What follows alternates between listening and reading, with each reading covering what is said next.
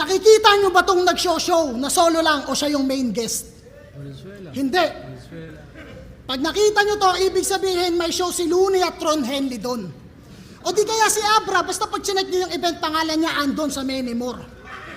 Ultimo mga kamag-anak mo, nagtataka sa poster kung nasaan ka pre.